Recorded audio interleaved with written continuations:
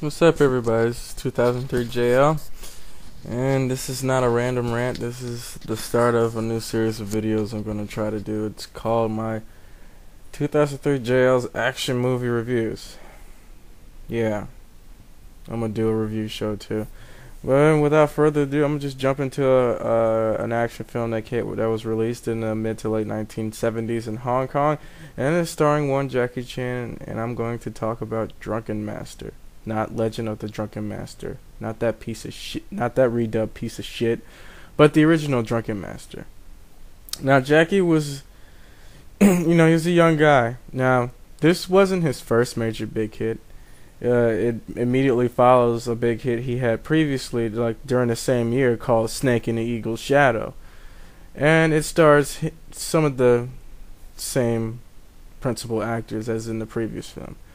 It goes like this. The plot is, in the English dub version, Jackie Chan plays a guy named Freddie Wong. In the Cantonese version, he's in fact playing a revamped, satirical version of Wong Fei Hung, the legendary Hong Kong action film character slash martial arts, real life martial arts legend. Anyway, basically he needs to be disciplined by his father because he's a very bad martial artist and he's a terrible son. And so, well, he's a great martial artist, but he has bad character. And so his father decides to punish him by having him train with his uncle, Sam Seed, who's played by Simon Yun. And for those of you who don't know, Simon Yun is Yin Wu-ping's father. He's the guy that taught Yin Wu-ping everything he knows. And basically, that's just the gist of the film. Now, the main villain in the film is usually called Thunderlegs or Thunderfoot. He's played by Wang Jiangli, the king of kicks, so to speak, in action films. He's one of my top favorite villains. And pretty much there's this one scene where Jackie's character finally runs away from Sam T, but then he and the Wang Jiangli character have a confrontation. It is at this point he discovers he's not the best martial artist he thinks he is, and so he goes back to Sam Seed to train. At this point, during the course of the film, he gains the master's trust, and Sam Seed finally decides to teach him his secret martial technique, which is known as the 8 Drunken Fairies. Now, for those of you who want to go out and ask people, is the 8 Drunken Fairies a real martial art? The answer is yes. This is a real martial arts technique. It is a very old martial arts technique, and it's from the Shaolin Temple originally, like most styles of Kung Fu. So I've come to understand. Yeah, it is a real technique despite what people may try to convince you otherwise. It is a real martial arts technique. It is not bullshit.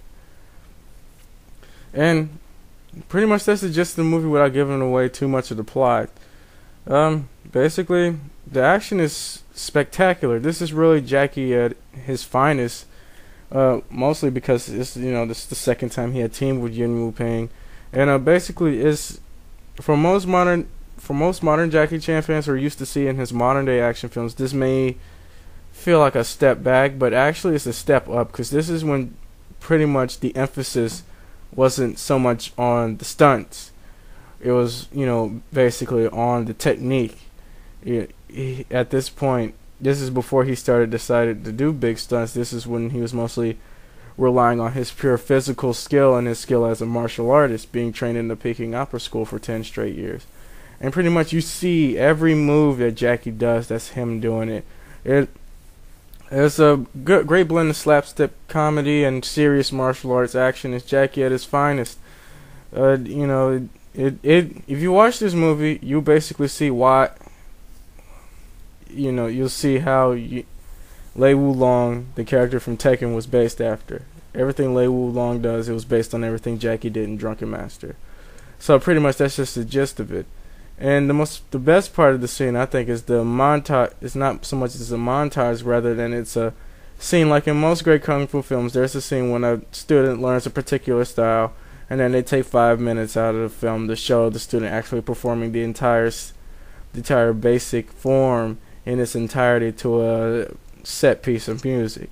At this point, the Jackie Chan performing the 8 Drunken Fairies is one of the best of these types of scenes I've ever seen.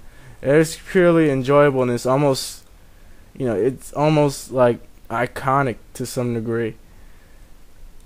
For the fight scenes are great. The characters are awesome. Now, in these type of action films that I'm gonna mostly review these types of action films, I would prefer watching the dubbed version only because you get the names, the original names of the characters. Not the dubbed version, the subtitle version. I'm sorry. The dubbed version, pretty much, it gives you, the plot is the same, but some of the dialogue is different, and there are some parts about it that just won't make any sense. Just like most dubbing of anything from English to English, from whatever language it was dubbed from, a lot of times they do a bad job. You know, they mix the literal translation with the interpretation of the translation. And the English dub is pretty much somewhat of an interpretation of the translation. I prefer that you watch it in subtitles, like I prefer to do. Now, and that's about it.